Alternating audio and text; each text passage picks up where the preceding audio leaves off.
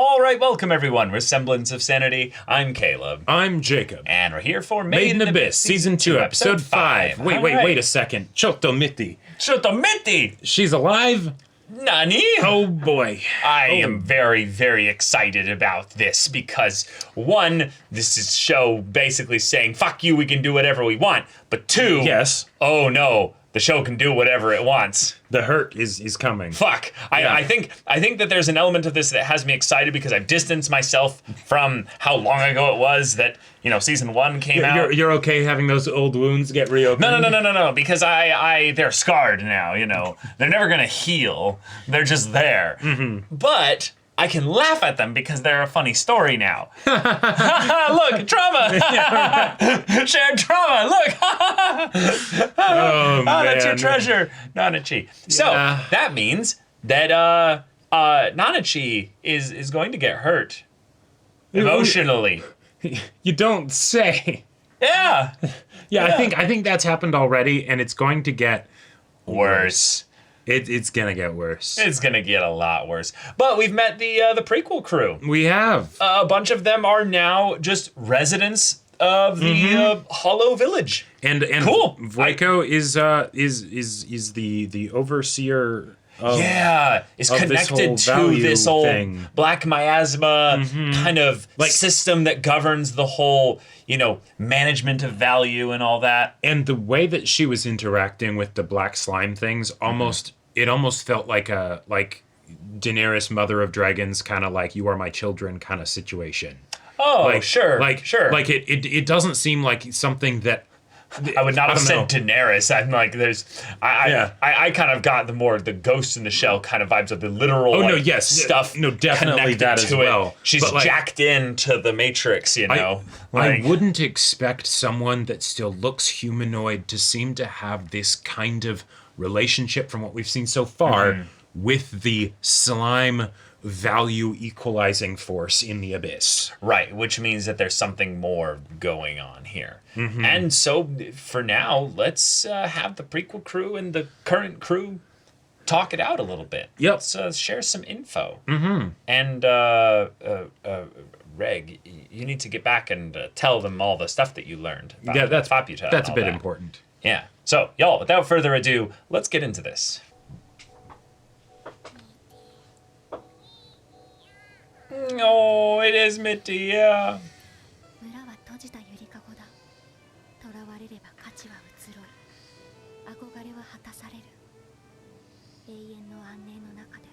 Oh. Follow up on the line at the end of the previous episode. Nice. Okay.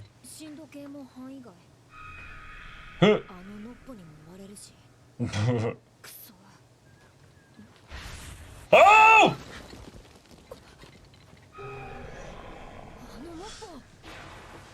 Okay. Yeah. It's so big, it's like... Look at the little ant scurrying around. Yeah. So big. The design is gorgeous. Yeah. Oh, shit.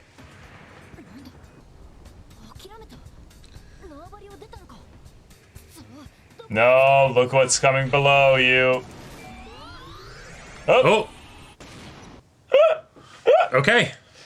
Faputa's guardian saved you. Yeah. Yeah.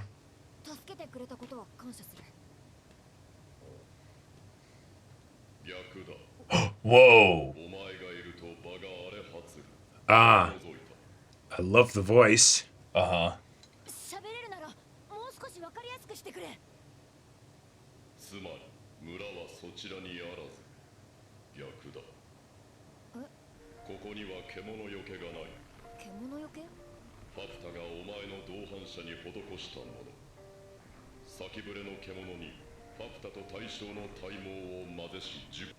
Oh shit, okay.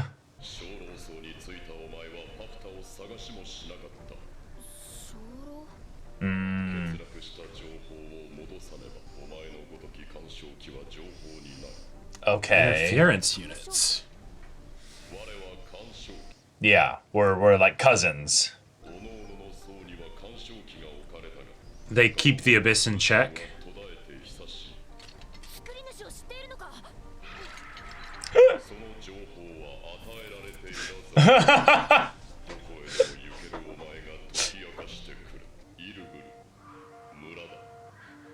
Damn. The big skull on the top, too. Crazy. たまに厄介なのもいるけれど、見ての通り、みんな気のいい奴らさ。 Ah. 三軒ってこれはご挨拶が遅れましたリコです白笛は今預けてるからトンクツカです。イエーイ All right. Okay, so he is still pretty important. Like, Right. like he's not just one of the hollows. Mm-hmm. Yeah. お願いがあるんですが言葉教えてくれませんか。 Ooh. Oh my gosh. 動きや名前がいくつもくっついたものが多い。これがイルブル。 That's the name of the village. 村のことですよね。知ってたかいな。そう。村が5割、あとはゆりかごが4割。 Oh, cool. Okay. This is huge. Yeah. あとは慣れっさね。ありがとうございます。人の子は手に入れたくてしょうがなくなる。 Yeah, so why are human children so valued? Yeah. 誰が行きそうなとこどこか心当たりありませんか。目の奥、道具部って呼ばれてる場所 What? でな。 Wait, why are you going 村 down? の連中はな、そこに行くとなん Yeah. 本能的に参っちまう。 Oh, this is in the village. Oh, okay, okay. Sure. Okay. Okay. I was worried for a second. Yeah, I was like, what if she ends up going outside the protective field and doesn't realize it? 村と同じで力場がないんだ。 Cool. All right. This is probably where Waco is, you know? Huh, what? It's cute seeing it get so scared, but Yeah. yep, okay, It's okay. like the, This is wait, what is this Waco stuff is. gonna tear me apart? Yeah. 大丈夫。落ち着いていこう。 Oh. Just clinging to Yeah, it's Waco. like I don't want to be here. Yeah, that's a good point because people from the village don't normally come down here, but it's still Oh. it's still following along.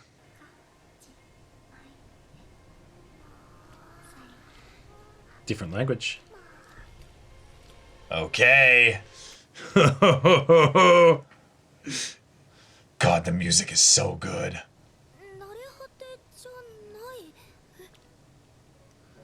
ハディ、 And a color. Uh-huh. まだちゃんと人に見えるんだ。 Oh, she hasn't seen herself in so long. Oh, that's 慣れ果てじゃない。ロッツの人、もしかして白笛ですか。自分はベロエルコ Oh, からベーコって呼ばれてる。 okay. all right. 人なのかな。なんだってこんなネバネバしたとこに。私リコです。 Such high energy. Yeah. ラホチュソス、ジンシーツ、ふわふわ。いや、友達なのかな。信号来たから一人は知ってるかも。居場所。 Okay, okay. ですか。案内してあげたいけど、ほら、これ自分で取れなくてさ。この村ってさ、成り立ちが良くないんだ。 Uh-huh. Yep. Yeah. Uh-huh. 地獄の中で何もかも麻痺してさ。自分たちが地獄を作り出す側になって。 Holy shit. この村作るのだけは嫌だって反対して挙句暗がりに封じられて。でもさ、自分この村を信号を通してずっと Huh. 今は結構悪くないとこになって。 It's become a place that now is a sanctuary for Right. hollows and stuff. ああ、自分は悪いやつだよ。欲にくらんで人以上のものになりたくて。 Oh. こんなとこに来ただけじゃなく。 Huh. Yeah. Immediately. Yeah. 実は悪い人でも関係ない。 Yeah. 案内してくれませんか。遅くなってからじゃ遅いから君はとってもいい子だね。 Oh. Huh. 村の子にとってここは抗いがたい靴。 Oh. But it came anyways. Sure. Desire. Yeah. 無理無理。足腰弱ってるのに。I love it. So they all took turns. 着るものないかな。見つかるとまずいんだ。 Yeah, I was gonna say, specifically the prequel crew probably would get really upset if Yep. she's up here. ぴったりだよ。 I love it! That's I love great. なんかちょっと Oh. 随分賑やかなんですよね。 Well, I think it's y'all's presence. You've shifted the flow of value and stuff. 三軒ベラフのお家。 Yeah. その一人はここにいる。手伝う？ Okay. But I can't go in, yeah. Mm-hmm. ごめんください。 No. 入りますよ。 Me, me, me, me. All right. Let's reconnect with Nanachi. Yeah. Oh, she's just sleeping next to her. ちょっとどいてください。ナナチ。待って人の子マジカジャさん。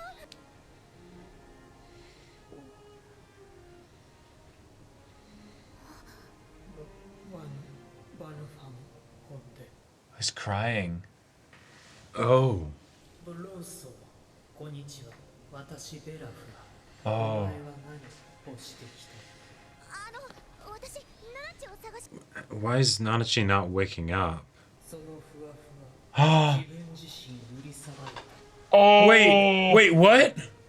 私から買うため自分手放した二つともずっとここにいる Oh, shit.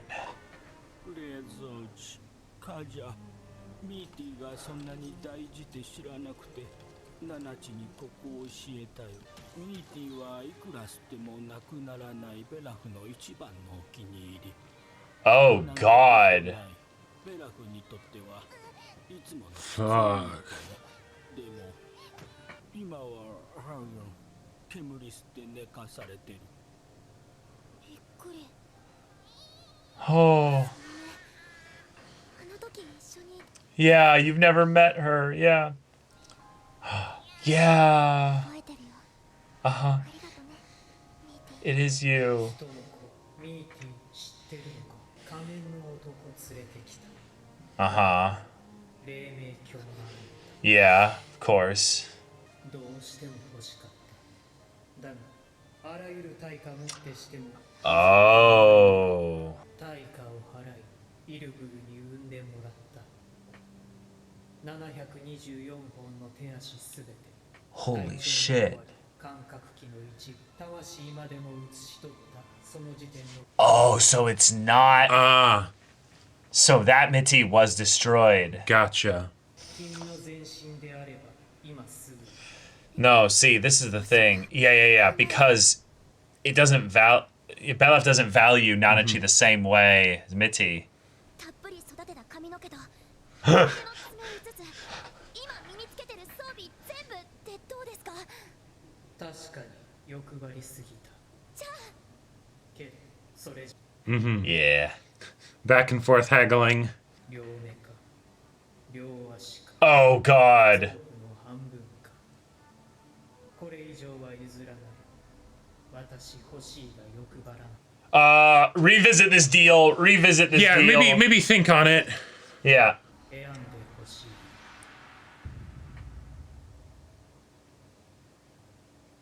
Cool. Okay. Riko's in a position of power here. This is actually Yeah, she really is, amazing. She is. It's true. Oh, holy Okay. shit. Okay. This episode did not mess around or waste Nope. time. Nope, not at all. So, We got ourselves some info about Reg. He's an interference unit. He's a being that was placed at a bunch of layers and ended up losing his memories and crossing layers, which is which is abnormal. not what they're supposed to do. Right. So Okay. either potentially Riko's mom ended up instigating that process and sent Reg up Sure. to be helpful for I could see Riko. that. But at the very least, he now has a path, and he's got an ally, a friend that'll help him does. at least get him, started. Right. But also helped him get back to the village, showing that in some ways, even though they're at the most dangerous layer yet, things are quite a bit safer because everyone that comes down here has found some equilibrium. There's no more trying to conquer the Yeah. environment, whereas with the other layers, people can kind of keep going. So, you know. Right.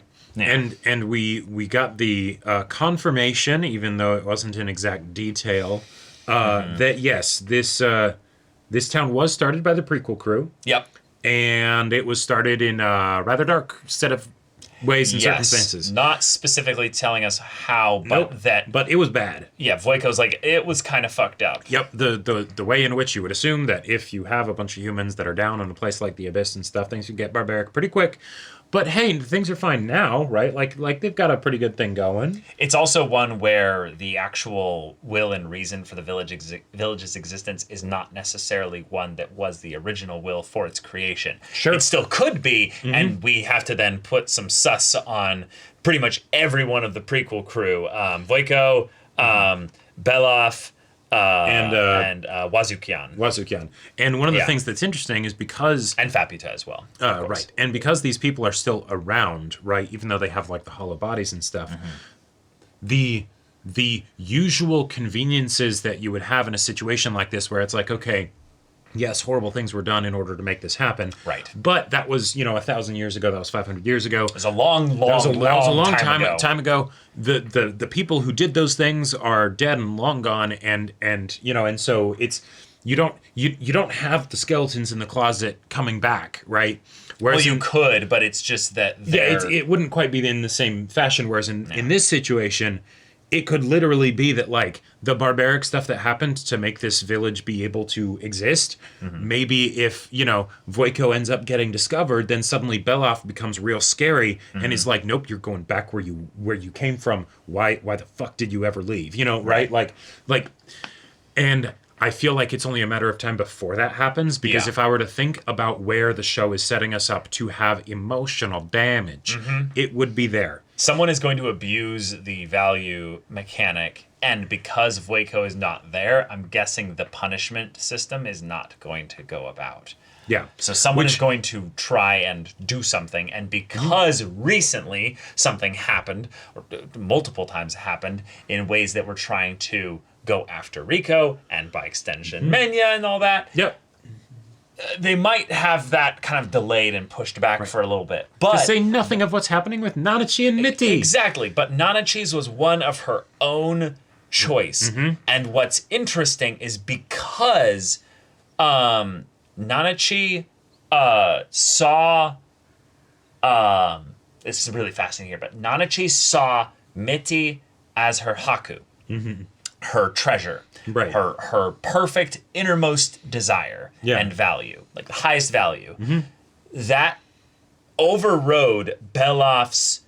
He had no choice in the matter. All Nanachi did was basically said, give Mitty to me, and Nanachi just probably thought I would do anything. For Mitty, and it was immediately done. Did you get that vibe that Belaf didn't make a trade with her? I didn't quite get that vibe. That would make a lot of sense because if Belaf is getting immortality, infinite value from Mitty, then having like he wouldn't want to trade her, right? Which I will just say that's very fascinating. Yeah, gave up self. I can't absorb Mitty anymore, but Fluffy Nanachi is here forever now. Right. Yeah, and Majikaja is actually kind of upset because he's like, I didn't know how precious Mitty was and told Nanachi about this place, meaning that in some ways... Right, it's not just adherence to the letter of the law with the situation. They are also respecting the spirit of the law. Yes. Of being like, no. We know why these rules exist. Oh, shit. This was... Who could have known that this was someone's Haku? Yeah. Right? Okay. This is a being of the curse, one that is immortal, that cannot be, absorbed fully. But also, we knew that it was valuable to the helmeted one, but we got around that because we made a copy, right? So this should have been fine, right? Right. Oh, well, shit. Yeah. And in some ways, the value that Belaf has for Mitty? For Mitty is not even close to equal of that of a Haku. It is very much you're a very helpful thing there, but you're not my treasure. This isn't an emotional connection like a love connection. This is This is a connection of resources. It is infinite in a different way. It's a different kind of infinite because he is able to get whatever value he wants from Mitty forever, right? With no issue of Mitty running out, basically. Right. Because He's probably got an output cap in terms of the rate. Yeah, but the actual value has an actual like. Right. And because it's for those sort of mechanical reasons, then that's different when you have Nanachi come in and it's Mitty is everything to me. Yeah. Right. I would give up my soul, my very essence, life, in a heartbeat. And in order to make it so that Mitty just is not suffering anymore, and so that I can be with her. Right, and Beloff is like, okay, shit, okay, all right, yeah, and in that respect, Beloff's value did not Nanachi did not somehow then become a higher value just by the nature of I kind of got fucked on this trade here, right? Because it's still something where he did the trade. So like, if I'm not entirely sure that it was a force thing. I feel like it might have been something where Beloff ended up agreeing to it because like with the whole bartering system, even if someone values the thing more, he still paid for this clone of Mitty, right? But see, that's the thing. People decide what is the worthwhile trade, though. That's the thing. Right, but like. Haku implies infinite, like it breaks the thing there. So totally. But let me kind of follow this logic here.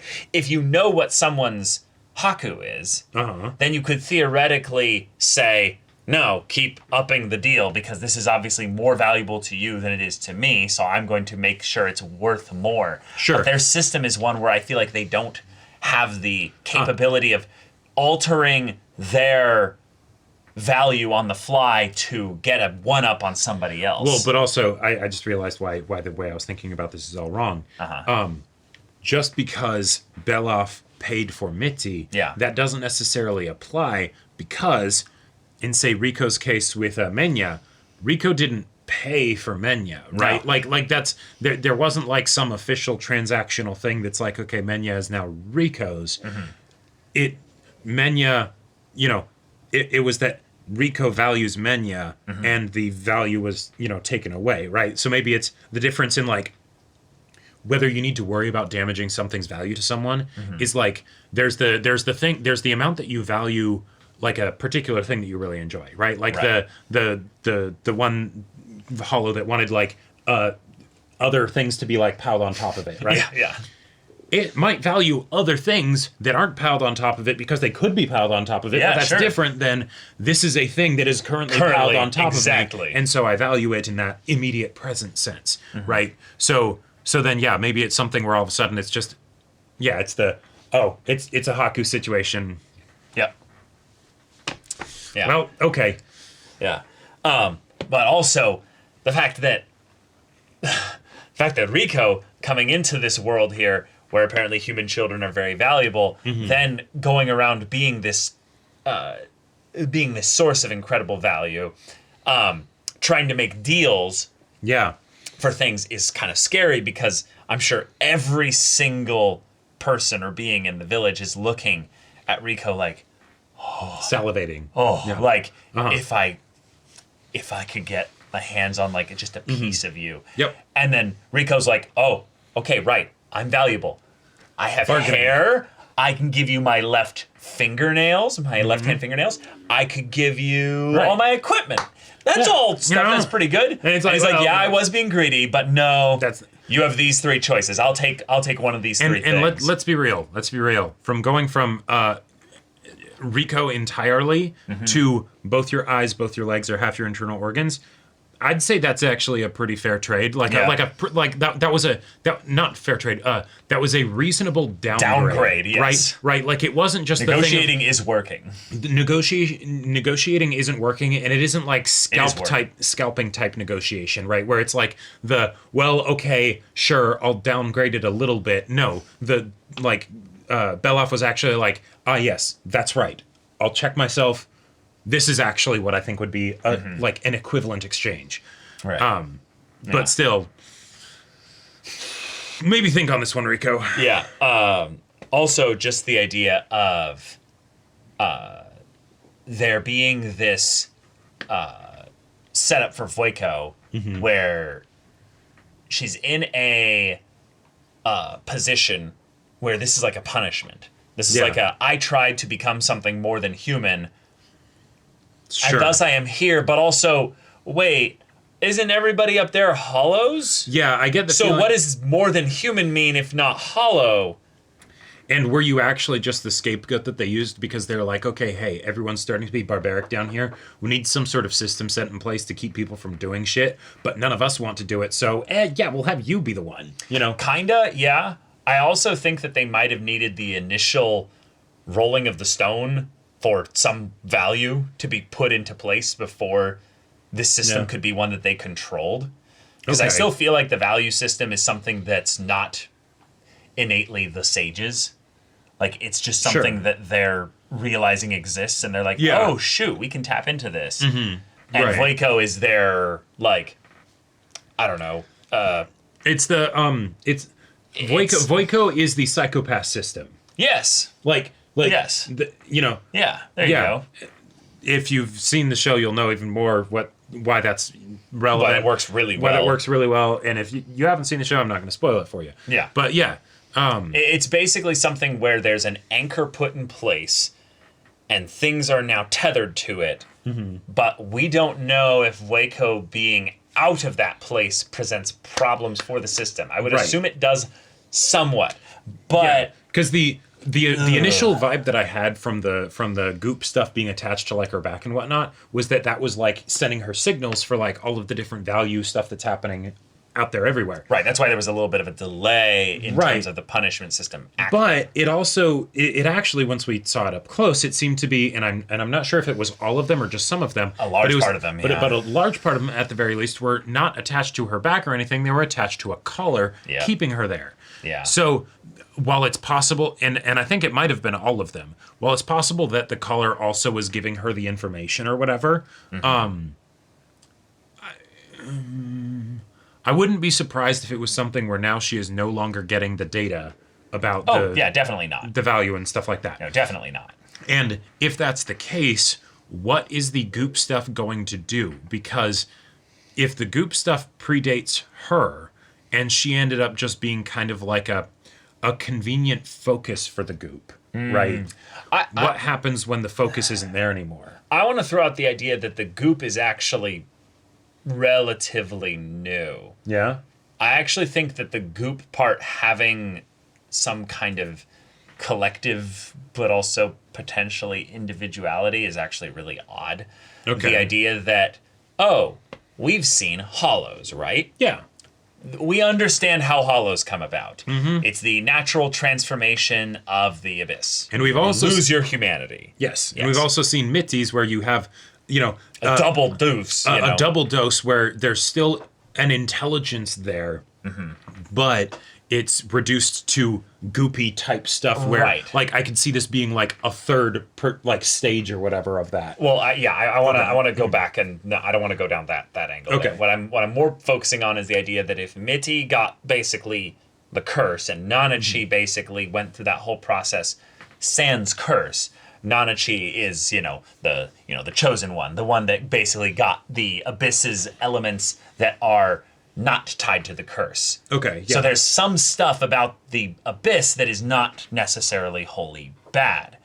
And one of the things that Okay. we kind of focused on a little bit with the the visual elements of this layer and stuff is the idea that this is like the place beyond the death like water, Oh, uh-huh. Yeah. So what if these are more just collections of souls, of just beings and stuff that have died? The dark souls. Yeah, yes. they're the little dark miasma souls of just beings that have died over the eons that the abyss has been around, and they just have been collecting and forming Sure. here. And these are just the ones that she's reached out and touched over the course of her time being tethered to this system. Right, and the system, being a value-based one, has brought up then themes of the soul, love, a desire, all these things Okay. that I would think the base nature of residual souls of beings would become attracted to and come up to and be like, hey, Well, what are you doing here? You know, not really speaking, but just having that little bit of like community forming, you know? One other thing that I could see coming about as a result of this is if these are basically the, liquefied souls of people that the Abyss has devoured, or, or something like that. The thing that's interesting visually about them being here with Waco is not that they're here, but it's the fact that they have individuality. Well, right? that's kind of her thing. She's naming them. No, exactly. Yeah, right. yeah. Yeah, that's what I was going to get at. She's naming them. If you have a just general miasma slime goop of just a bunch of aggregate souls of, the people You that wouldn't have be able to whatever, identify you wouldn't them. be able to identify them. They wouldn't be able to have names and suddenly, like go up to you so you can pet them. But if you start naming them, Maybe. I could see them valuing that. I could see that being, some way in which they sort of regain some sense of identity in whatever, like sliver of a sliver it is from what they used to have. Oh, totally. In this state that they now find themselves in. Yeah, I was just more meaning that, like, I don't think they have gained individuality because of Waco. I think Waco is more just sensing the fact that these There are is individuality, and she's noticing that their personalities are different. So she's like, oh, then I'll name you this. Because I can tell that you're the one that's kind of nervous, or you're the one that always rushes to me the first time. She might be wrong, but it's just the idea that, oh, there's things about them that make it possible to identify them after so many years. Right. It feels like a less concrete version of Hohenheim being like, I talked with each and every one. Exactly. Yeah, that's the vibe I got too. Like they're some kind of collective of souls or beings that have they're way lower on the soul spectrum than Mitty. Mitty is in some ways way higher because Mitty is super like cursed and things like that. Right. She is still trapped within her own body. She's trapped, but there is something in there. Right. Whereas these things I imagine have been so void, eviscerated and the weird thing that I'm thinking of is like they've been passed through a black hole that just stretches them out and turns them into like just a filmy jello of nothing, Yeah. They have some kind of eye orifice thing though, so there is that. They don't seem to have like any like aggression or desire or anything like that, but they definitely do enjoy being with Waco. Yes. So maybe Waco feels like their mother. Right. And that's where I kind of got the Danny Danny vibes. Yeah, okay. Yeah. But okay, Waco is out of the slime. She is going around with Riko. That they got her in an outfit disguise. I love it. I love it. Like that. That is that. I'm ready to be hurt, if this makes sense, right? Like we got the big positive emotion with Riko getting her out of there. Yes. So now I'm kind of okay with that, right? Because again, with Made in Abyss, it has all of this suffering and everything, but it's the positive stuff that goes along with it that makes me still feel like I'm going to be okay, and I'm still excited to actually watch this because there is this sense that the suffering is, even if it's not worth it, that there is something that will be gotten in spite of it, right? Sure. And so I feel like we now have that thing, that value, if you will, right? So that now it can be hurt and all of that stuff. And it's like, okay, I'm not just going to be watching, some torture, montage or whatever. It's like, no, this is actually... that'll probably happen. No, that'll probably happen. But, it's I'll know exactly why it's happening and how exactly it's hurting me and all of that. Faputa being tied to the idea of the origin of this place, I thought was rather interesting because there were a lot of things that Voiko said that were very poignant. The idea that in our descent to hell, we ended up creating hell. Like, we ended up making it ourselves. And I think that was talking specifically about Faputa. Well, maybe, but just Faputa was being shown there. But I think what's interesting about that is that Faputa is not in the village, though. Right. Which means I would say Faputa is someone that we might have the wrong image of in the same way that Voiko we had the wrong image of as well. Sure. And that is that Voiko is not like a prisoner here like forever. This is something that was easily done by just the slightest stimuli out of this. But I got the sense that it's not something that she would have been able to do. No, of course. I'm not saying that. I'm saying that that's something that story-wise they're not focusing on. Then with Faputa is the dangerous one out there. Sure. And then it's like, wait, no, Faputa was actually very fiercely curious about like, well, wait a minute, then Reg, if I'm not your Haku, then which one of them is your Haku? Like, we need to get them out of there or something. Like, Right. that could be the way of looking at things here. It very much gives me the vibe that Faputa was sort of, and to an extent Voiko, but not quite as much. Faputa was kind of the sacrificial lamb, the canary, the thing that they used because it's she's small and weak, and so that like she can't really fight back, you know. Okay. But then also potentially we don't have as much use for her, right? So when it gets into a situation where like, you know, when suddenly people start eating each other, right? Who's highest on the list, right? You know, and so I feel like it's a situation where, all right, we're dealing with all this abyss shit. We find out about the curse and how bad it is and things like that. Because right now they're just kind of exploring. They don't have like they kind of have.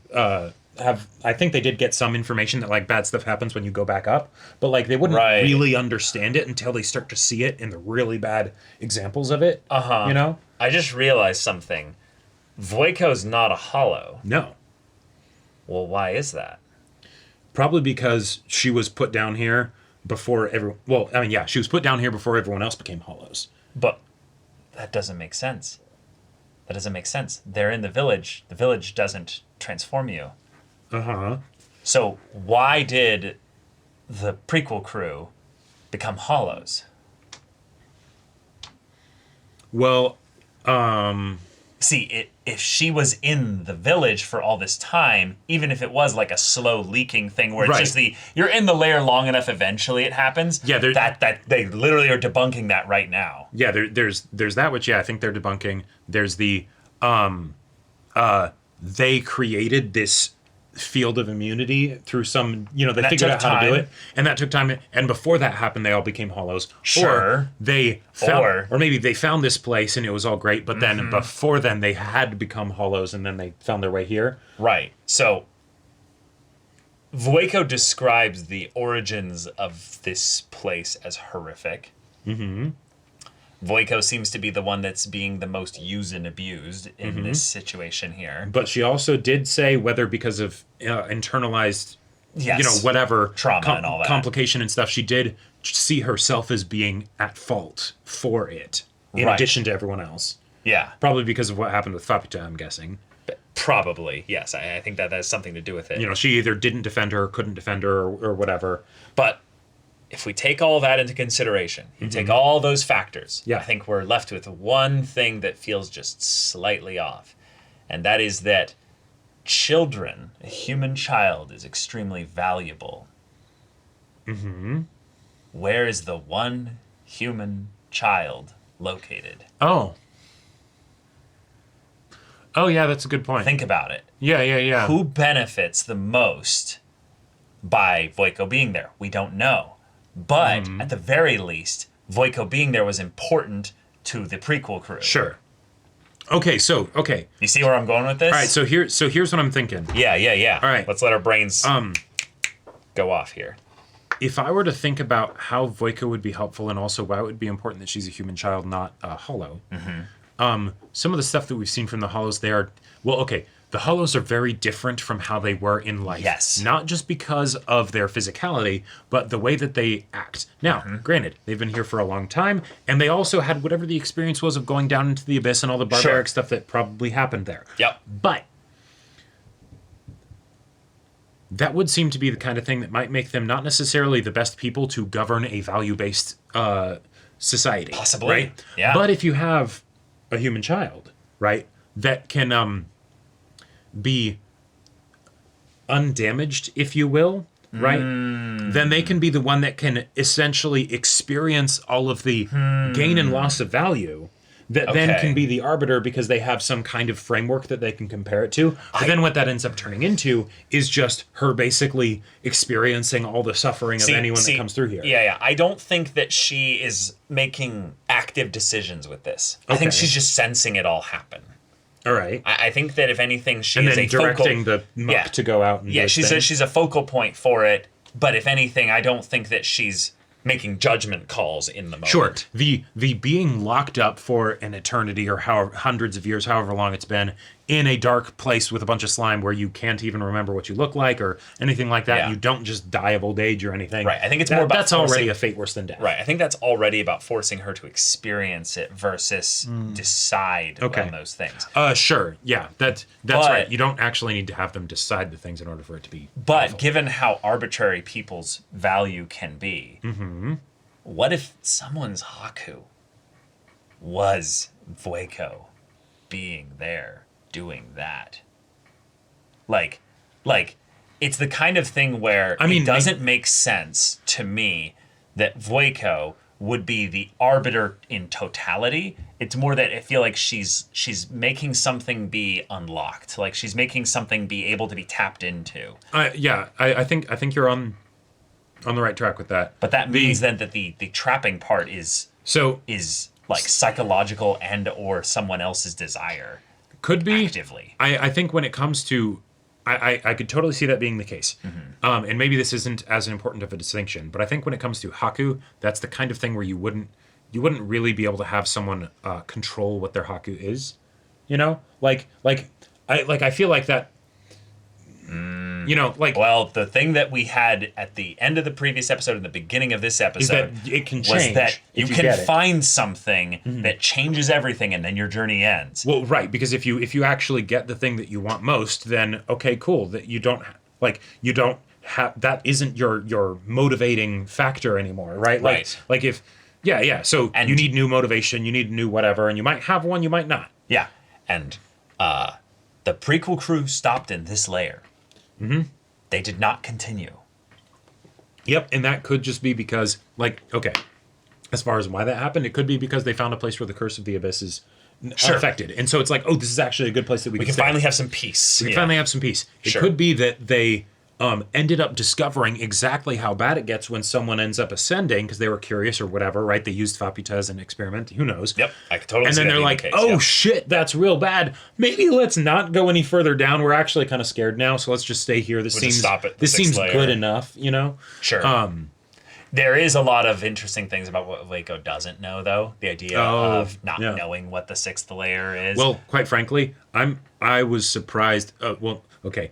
From a meta standpoint, it's very helpful for the narrative. Yes. But I was actually surprised that she was still capable of speech. Like, if you're down somewhere by yourself for hundreds of years. I think it's because she had these little beings to talk with. Sure. Yeah. And so that's. She wasn't incredibly lonely. But that's the other thing. We don't know entirely how long.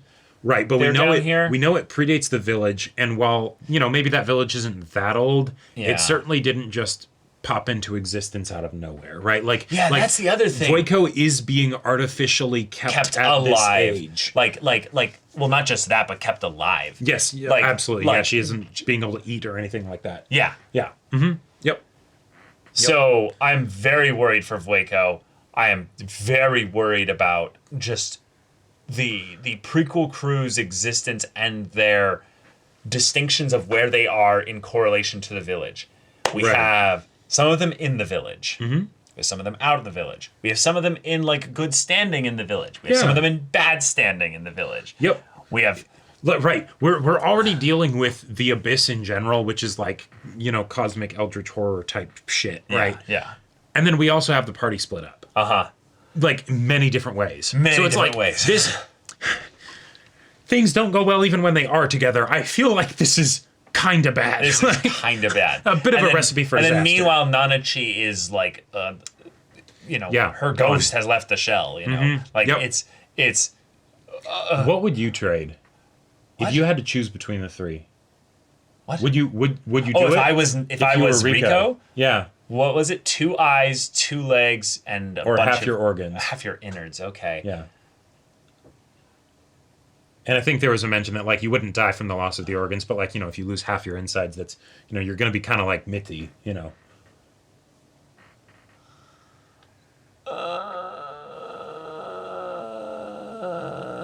Legs. Yeah, I'd probably do legs too. Legs. Yeah. Yeah. Maybe eyes. Maybe eyes. Maybe eyes. Well, yeah, you really like running. Although, no. you wouldn't be running See, if that's you the couldn't thing. see. Yeah. I would if I was in the world of the Abyss specifically, I feel like I could never give up my eyes. Yeah. I could never give up my eyes. And yet there's you'd a probably weird- die pretty quickly if you didn't have your legs. No, but I feel like on some level that my innards and my legs, you can make arguments for both for very different reasons. With my legs, I would just be saying, well, I'm staying here. Sure. And that's okay. I've gone through a whole bunch of a journey already. I'm at the 6th layer, right? Yeah. You could find other ways to move yourself around if you need to. If I give up my innards, well, then at that point, then I'd basically start looking into ways to basically start replacing myself Right. with other things. Yeah. And this is where things get a little bit wonky, is that I want to throw out the idea here that this system of value actually makes the things themselves be transmuted into value. But then couldn't you theoretically transmute value into things? Maybe? Oh. Yeah, I suppose that's a good point. If you... Yeah, because since... Like, how do you purchase something? Right, because you purchase something with the money that is basically made as the medium by which the value is transferred. Right. Because just because someone values something that they have, Riko values parts of herself, and granted, in this case, Belaf also values parts of a human child, right? But if you had And parts of himself when he traded a whole bunch of it to make a copy of yeah, Mitty, exactly, right? But I mean, while I could totally see Bondrewd being like, yeah, I could figure out a way to put, your body parts to use, I get the feeling Bondrewd wouldn't really value it quite in the same way, even though he's not actually losing anything because it's just a copy of Mitty. But that's why you have the money, so that way it can be transferred over, and then there you go. But then, couldn't you turn the money into the stuff that you want? Oh, wait, Bondrewd, you sick fuck. What? Did he introduce Mitty to Belaf intentionally? To fuck with him? Maybe. To see if it would shift things down here? I would not be surprised. I mean, well, Because he obviously makes trips down here all the time. sure. And so then he's just like, oh, wait. I could get a lot of shit from Belaf if I brought. Well, no, because No. he was bringing Mitty, but No, he wasn't wanting to trade. That's he what wasn't I'm wanting saying. to trade, yeah. I'm not saying that he was wanting to trade. I'm saying that he brought him here to fuck with Belaf by being like, look, I have an immortal thing that you can't have. Sure. I'm going to warp your entire being just by showing you this. Okay. I don't know. I mean, there's no level of fucked up shit that I would be surprised if Bondrewd did. You know, Right. It's the kind of thing where I'm like, I would love the reveal that if they ever do another flashback to the prequel crew, that Bondrewd was just another member of their party. And this is a thing he did to basically get vengeance on Belaf of oh yeah, remember when you Shit. abandoned me in the 5th layer? That would be. Here you go. That would Look be at this. crazy. Now you're going to chase immortality forever. You dumb fuck, And it's just oh my god. Just the idea that Bondrewd came down here just to do a general visit and ended up having this is a fun explanation for how Mitty is back, quote unquote. If we get but additional, it's also the kind of thing where I'm like, hey, depending on how old this prequel crew is, I'm like, I know. And we know Bondrewd is a hollow also. So if we end up getting, he's an altered human, of right? some Exactly. kind, Yeah. If we get something where we're showing the prequel crew a bit more, even though we might not need to at this point. Sure. And then suddenly you just see a little you're just, hey kid Bondrewd, down can you there. get this for me? Bunny. Yeah, exactly. And then it's like, what? It's just the kind of thing where the prequel crew's existence opens up so many storytelling mechanics and possibilities that I just get really excited about. Oh, so yeah. the season is starting off and continuing really strong territory. Very, very strong. But also, the fact that we're 5 episodes in and the crew is all split up like this and everything, when you've got a crew that's split up, right, the main characters aren't in the same location, that slows down the story. A lot. But given that I know that this show loves to have suffering and, torturing your emotions and all that stuff, the closer that we're getting towards the end of the series where all of that stuff would take place, right, the closer in relevance the pain will have to the stuff that we're going through Yep. right now. And Yep. given that the party's still split up, that means that there might not be a lot of time progression in the story before we get to the torture stuff happening. So the things that are being brought up right now might be directly the deciding factors for the that. deciding factors for that. So, Oh, goody. yay! Yeah, y'all, thank you so much for watching this episode's reaction and discussion. If you want to see the next episode's reaction and discussion right now, though, go check out the link in the description below. For our Patreon, you can get an early access there. You can watch full-length timer reactions there, and all this comes with Discord access, so you can chat with us in the community there about this show,